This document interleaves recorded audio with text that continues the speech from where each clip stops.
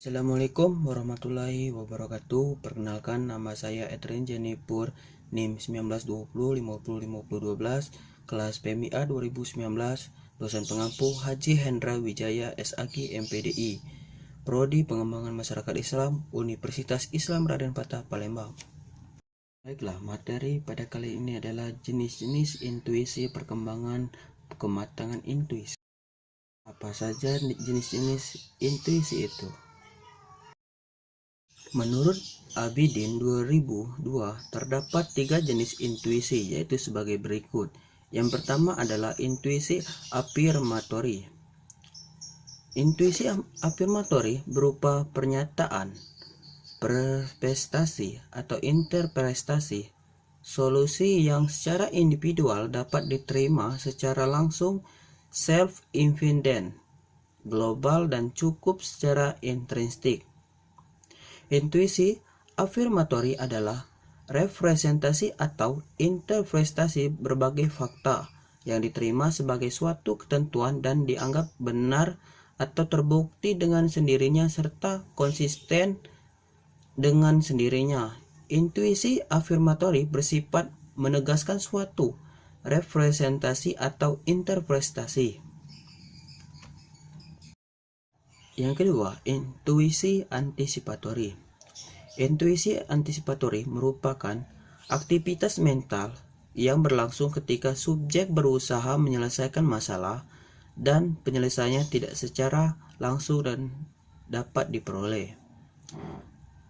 Intuisi antisipatori merepresentasikan pandangan global, dugaan, dan klaim awal dalam sebuah pemecahan masalah mendahului bukti formal dan bukti analitik. 3. Intuisi konklusif. Intuisi konklusif merupakan upaya meringkas secara umum dengan ide dasar pemecahan masalah yang sebelumnya telah ditekuni.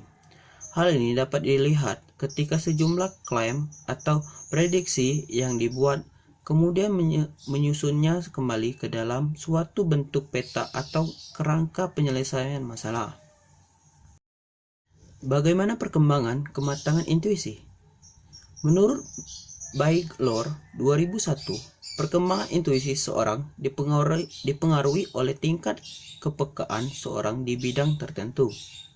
Secara kualitatif, ada 2 jenis intuisi, yaitu intuisi yang belum matang atau disebut sering dijumpai adalah ketika seorang masih berada pada taraf pemula di bidang tertentu di mana pengetahuan analitiknya belum banyak mencampuri kemampuannya dalam menemukannya. Yang kedua, intuisi yang sudah matang. Kebanyakan muncul ketika seorang sudah mencapai pakar bidang tertentu dengan modal struktur pengetahuan relevan yang sudah terbentuk dengan baik. Perkembangan kematangan intuisi seorang dapat dipahami bahwa intuisi banyak hadir dalam proses pemahaman atau pemecahan masalah ketika seorang masih berada di taraf pemula. Kemudian, dengan bertambahnya kepakaran peran, kemampuan berpikir analitik menjadi semakin dominan dan menekan kemampuan intuisi seseorang. Serta intuisi akan lebih sering hadir ketika seorang sudah mencapai taraf pakar. Maka intuisi yang sudah matang ini dilandaskan pada struktur pengetahuan relevan yang sudah terbentuk dengan baik.